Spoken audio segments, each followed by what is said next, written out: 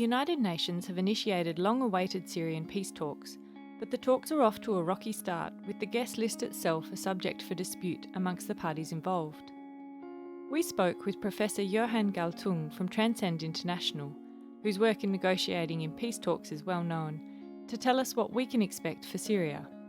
Professor Galtung does not hold high hopes for the talks, and says that there are two issues that will likely kill the negotiations.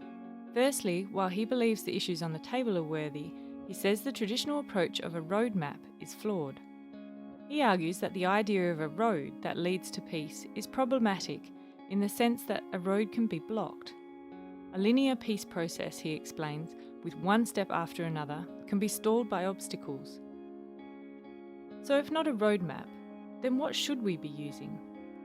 Professor Galtung suggests a cake map.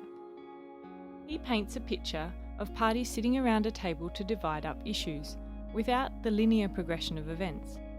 The proposed issues of monitored ceasefires, constitutions and election issues would still be served, with parties addressing the problem simultaneously. The logic of the cake, he says, is all at the same time. He says that what is often missing in peace talks is the vision for the final goal.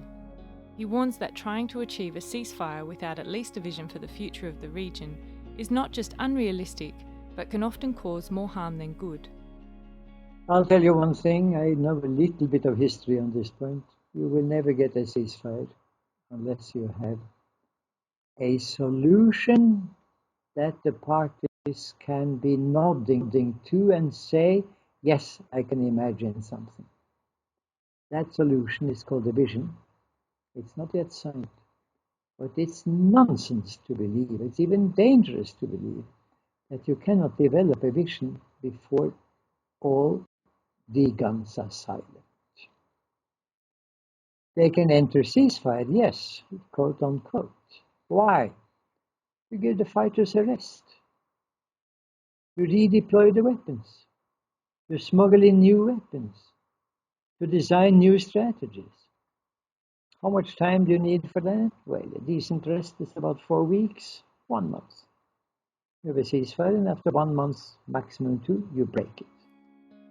He says that what he's coined as a cake map has been used in the past, but has been neglected of late as a negotiating style. His second issue with Syrian peace talks is the exclusion of ISIS in the negotiations. He says you don't have to like the major players in a conflict, but you do have to invite them. This is Kate Roth reporting for Peace News.